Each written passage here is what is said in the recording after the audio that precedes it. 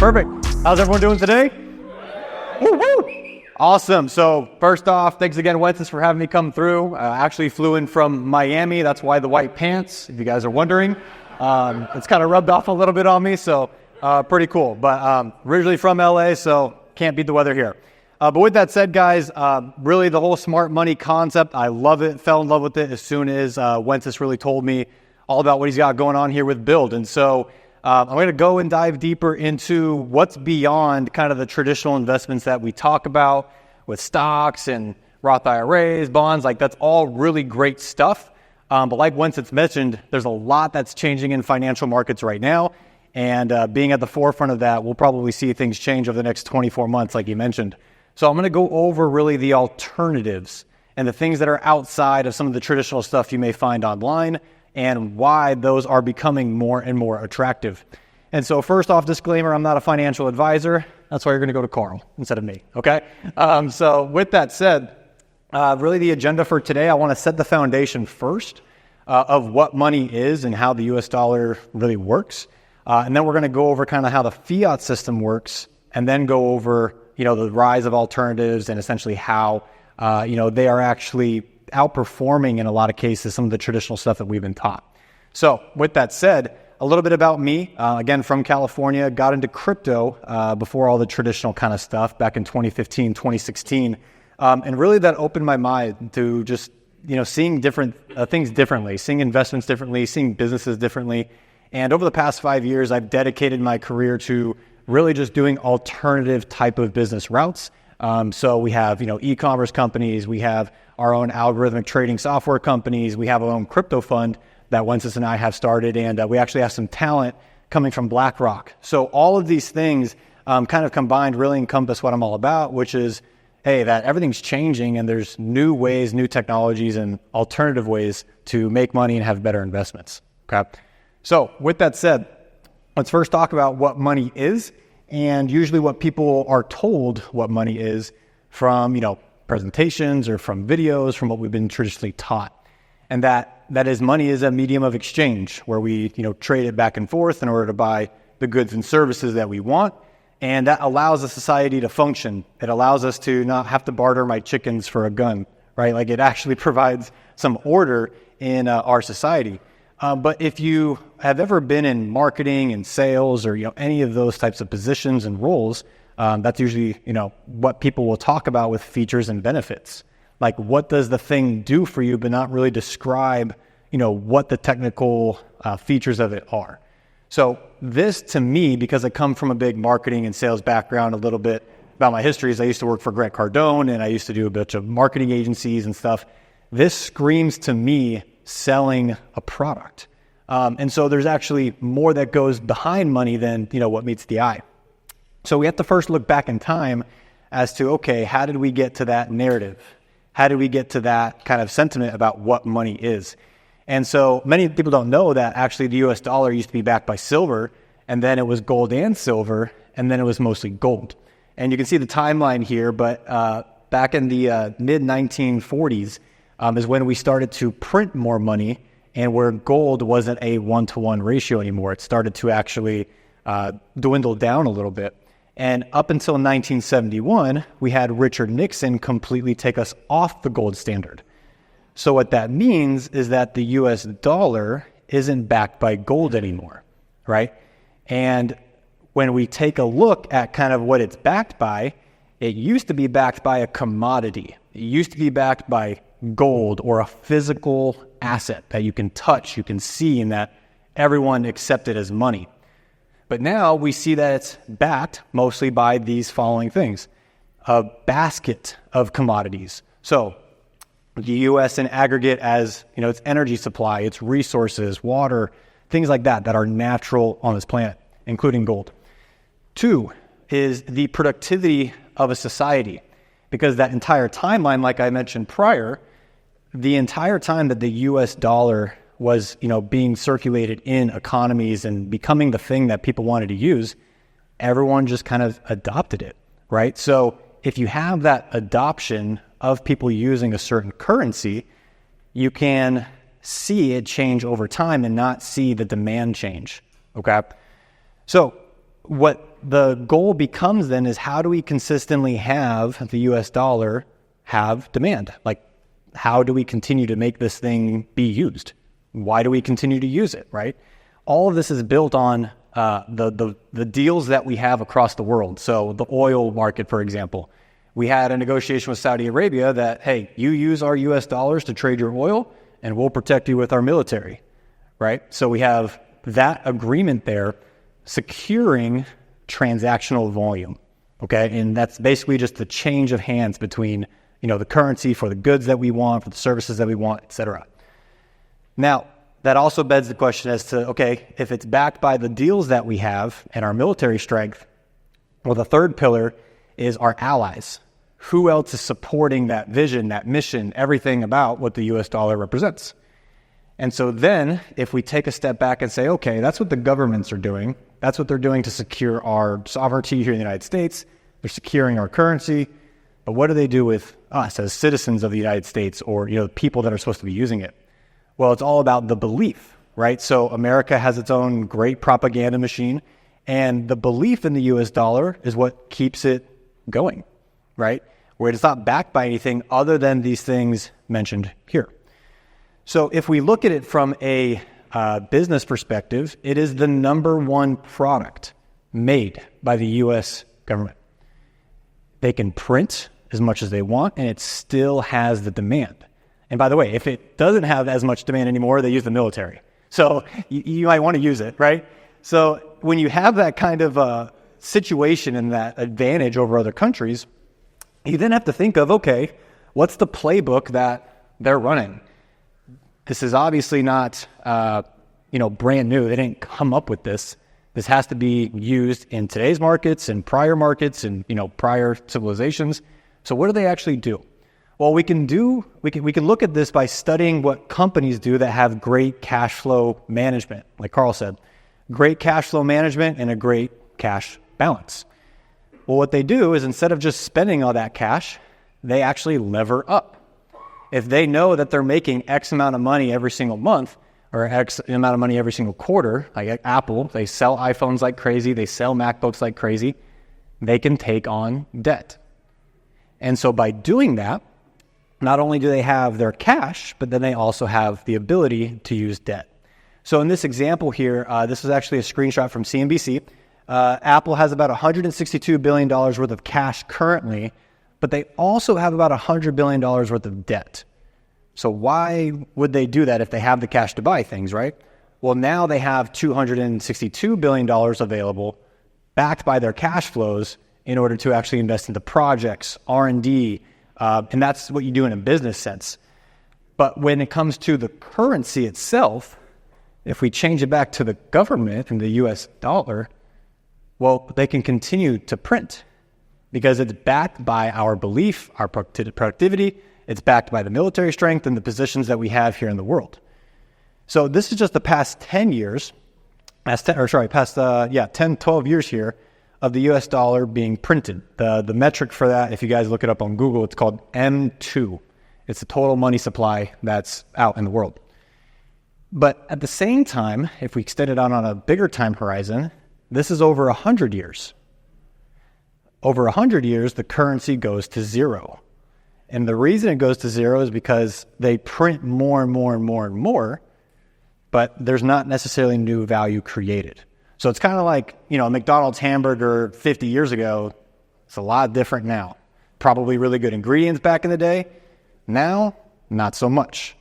And it's because, again, in this example, they're devaluing the currency that we store our time and energy in, right? We go sell, make $7,000, $10,000 commissions, make really good money. But if you hold that over a long period of time, well, that $7,000 to $10,000 isn't worth $7,000 to $10,000 anymore. I remember my grandpa, who he recently passed away, but he used to say like a nickel would buy him like a 5-course meal. I'm like, dude, what era were you living in? Like, that's insane, right?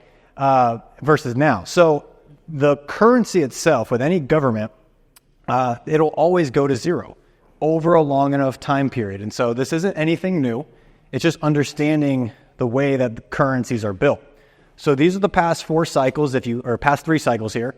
If you guys haven't been studying Ray Dalio, this is from his book called Principles in the Changing World Order, where it essentially shows that there's a rise and a fall to all nations, and with it goes their currency. So the U.S. is going to want to continue to keep its reserve currency status. It's going to continue to want that volume, but we're starting to see countries actually try and overthrow the U.S. dollar. If you guys have heard the word BRICS or what's going on with the SWIFT system, long story short, these countries on the other side of the world are kind of tired of the U.S.'s financial system, and they're wanting to build away from it to have their currency go on its rise. So we talked about, what happened the past 12 years or so with printing, but when COVID hit in 2020, we printed 40% of the money supply in the entire history of the U.S. government, 40% more within a year and a half. 40%. Now, I don't know about you. It's not like our businesses necessarily grew by 40%. It's usually that labor got more expensive. And so we saw inflation because we started printing money. Okay? Got a little crazy with it. So inflation happened, right? It's still somewhat there because too much money chasing scarce goods causes the price of that thing to rise. We can see that with food. We can see that with energy in some cases, but we can also see it with all assets, stocks, real estate, other assets are starting to soar, even Bitcoin. But that's usually driven, or it has historically been driven, by simply the printing of more money over time. It's not necessarily that the value of things were, becoming more economical or they're giving a good benefit. It's just because we were printing more money that it rose with the stock market. So the blue line here shows the rate of the printing that's happened over the past 10 or 15 years here, and that's the stock market. A tight correlation because they're printing more money, and that money has to go somewhere. It has to go into an asset, either get spent back into the economy, which causes, again, more money chasing fewer goods. This happens over and over and over. So the S&P 500 is basically keeping up with the money supply. Over the past 60 years, the average rate of the money supply increase has been 7% per year. And we talk about, 7% per year is a great return on your investment. Well, it's because you're basically following the printing of money. So your account balance may go up, but maybe you don't feel wealthy. You don't feel like you can buy more things. Well, that's why. You're just keeping up with the rate of the printing, which is also causing the rate of these goods to go up over time. Making sense so far? Cool. Awesome. So how does that actually affect investments? Well, like I said, you're basically keeping up with the printing. So here's a graph here. All of these lines, there's a little bit of an overlap, but if you look at the bottom left, the red line, or the pinkish red line, is what a checking account will give you. So if you got your $10,000 commission with Build, and you just kept that 7 to 10 in your checking account, you're not going to be earning really any interest on that. Maybe 0.01% if you're lucky. If you move that to a savings account, a high yield saving or a CD, you may get 4.5% now because the Fed interest rates are about 5%. So you're not keeping up, but you're still kind of there.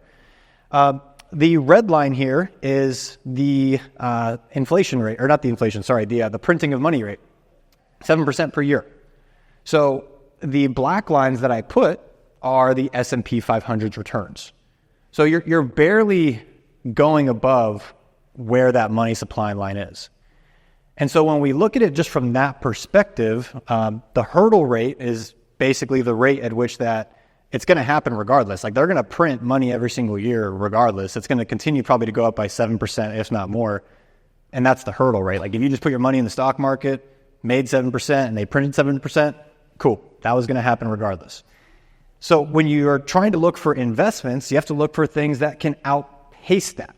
So that way you're actually making a compounded return on your money. So this is where I got into alternatives because I was like, okay, if stocks, bonds, all that kind of stuff is just going to either keep up or, guarantee lose me money, I got to look for things that are going to continue to compound or give me a better risk reward ratio. So there is a green line at the very, very top and a purple line somewhat further down. Now, this comes down to taxes a little bit, but if you hold something for a short amount of time in the markets, it's called a short-term capital gains tax, where you get taxed more if you make a profitable trade. So if I made a $10,000 trade, it went up to 20 grand, and I did that in a week, well, I would owe 50% of my gain in taxes, okay? If I hold it over 1 year, then I only owe 20%, okay? So if I did the same trade, but it took 1 year, I would only owe 20. So if you're doing things on a short-term basis, you have to make 40% a year, so that way post-tax, you're compounding your money above the rate of the print and still making 13% per year, okay? If you have something with a long-term kind of outlook and you hold it for over a year, then your return threshold can drop to about 20%, and you're still making money above the line of the money print. Okay? You guys following? Does that make sense? Okay, cool. So that's what made my fascination for alternatives, again, freaking made me super excited. I was like a kid at a candy shop. And so that's what I've dedicated my career towards. And so the question then becomes, like, how do you outpace that money supply and achieve more growth in your portfolio? Well, the traditional way, like I said, was stocks, bonds, efficient tax planning, real estate, insurance, but it's only going to get you so far. And no, I'm not saying, take your 401k, your Roth IRA, that kind of stuff, and just completely dump it. I'm not saying that in any way, shape, or form. But it is a good thinking and a good exercise to go through when it comes to, how you're making money and how you're making it compound. The most, basic way that I would say is great to compound your money is to invest back into your business, back into your lead flow, back into your systems, because, what you build with Build or other businesses that you may have outside of this, your best investment is going to be in yourself to earn more money. So by joining the Smart Money Club, learning more about this stuff, you'll be able to make better decisions. By, again, having an opportunity for high commission checks gives you those lump sums to be able to compound them and actually do something with it, okay? You can't invest a penny and think it's going to, make you $1 billion. Those days of Bitcoin are over, okay? So the aggressive way to do it is by active trading or by investing more into speculative investments, okay? Obviously, it can get very high risk when you do this, but this is what a lot of people are doing now. So this graph here shows the family office allocation from some of Citibank's highest clientele. If you don't know what a family office is, basically there's a point in which that you have a lot of money, and instead of hiring a lawyer over here, hiring a tax guy over here, and then maybe your buddy from a long time ago, manages your books, you start to bring it all under one roof because it just gets more complicated to have to bring in a bunch of people from different companies, okay? So think of it like your own little Navy SEAL team working on your tax efficiency, financial planning, and that kind of stuff, okay? So this is how they currently allocate their portfolio. Now, a couple years ago, it was the traditional route of 60-40 stocks and bonds. But now we're seeing family offices adapt alternative investments because that stuff only has so much upside.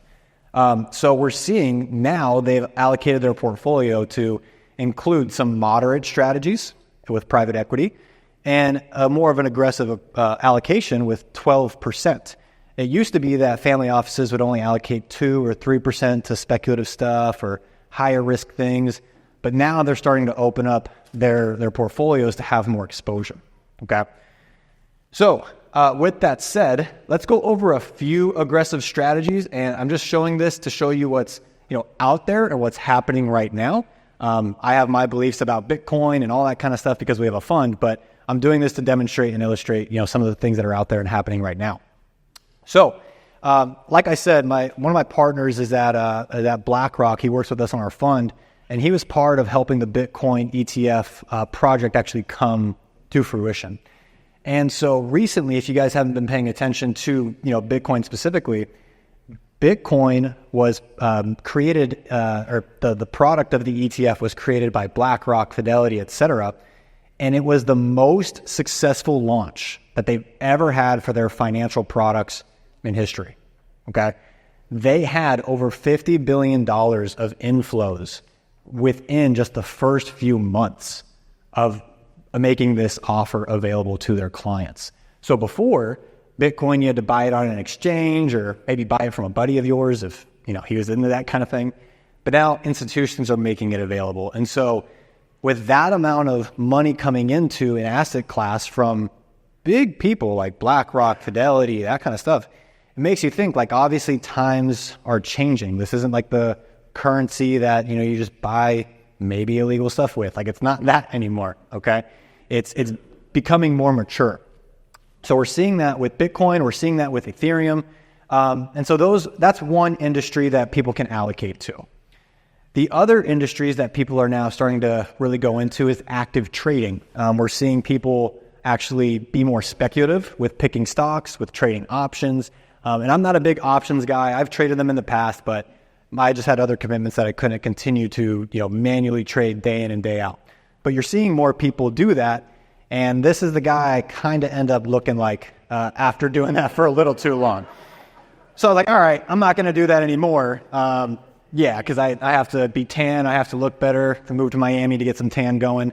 I was getting too white. So with that said, people that, want alternatives, want to trade, want to do this kind of stuff, just don't have the time to do it. That's what led me to find software to trade for me, okay? So we'll talk about that in a sec briefly, but another aggressive strategy, whether it's manual, softwares, whatever, that people look to take advantage of is arbitrages. So buying something in one place and selling it in another. If I found Bitcoin for 50 grand over here and it's selling for 45 over here, I can buy it over here, sell it over here, and make a profit.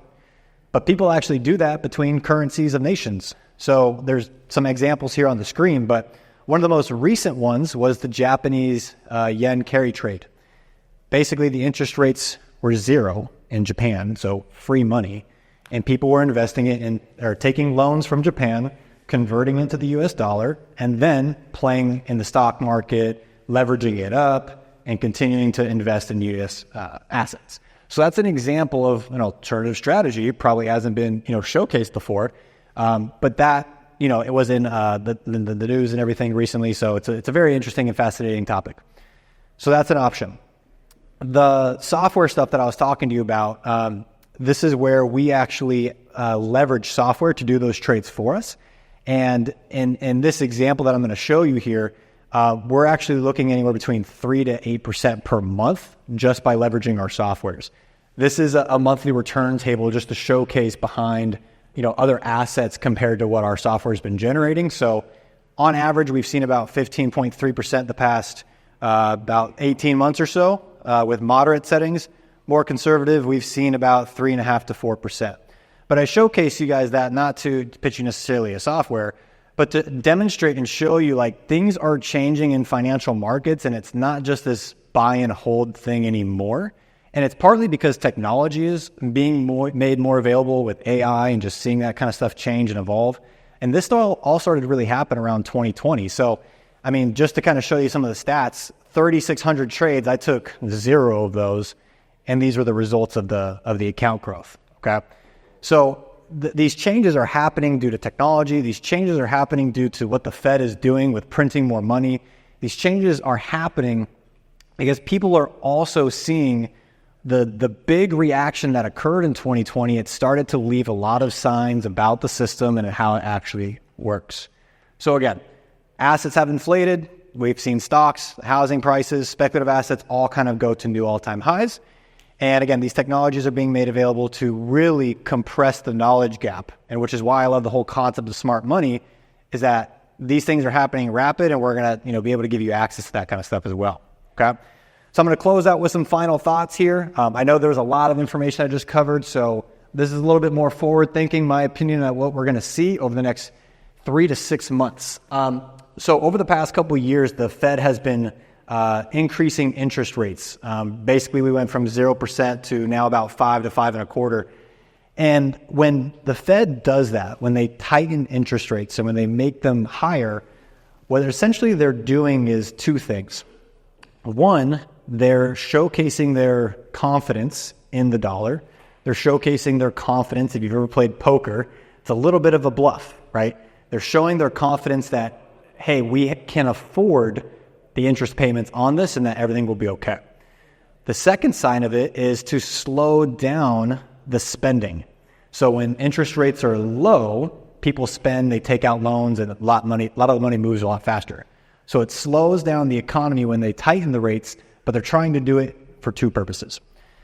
So because they've been tightening, and we've seen the interest rates up at around 5.25, what we are probably going to see, in my opinion, is that with this increase, we're seeing an uptick in the demand for the dollar because people need it to actually pay back in US dollars, the debt that they took out in US dollars. And people are pricing an interest rate cut coming up in the next few weeks here in September. So what that means is because markets are forward-looking and they're thinking about that the interest rates are going to be cut, we'll probably see the stock market go a little bit higher. And then we'll see it, as soon as those interest rates get cut, that the market drops a bit, okay? Which is fine.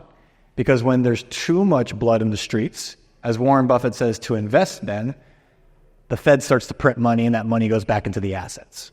So that dip that occurs is what you're seeing here. We'll probably see them start to print money after the election. Okay, so the indicators on the chart are just showing some of the changes in movements. The yellow line crossing over the purple line here, that's the RSI. Technical trading terms, basically that we're seeing the demand for the dollar pick back up again, and they're probably going to need to print with the obligations that they have. Okay, so with that said, here is the graph that I was talking about, predicting the federal interest rates being cut on their next meeting. And people bet on this kind of stuff all the time. That's kind of how markets work. The interest rates are determined by the Fed, which determines the price of money, which determines how financial assets move and where people place their money. So with that said, guys, if you have questions or anything, you guys can follow me on social media. You can scan the QR code, hit me up on Twitter, hit me up on or X or whatever, Instagram. I put this kind of content out all the time, and I love finance. I geek out about it and alternatives. So with that being said, thanks again, guys. Appreciate it. If you have any questions, let me know.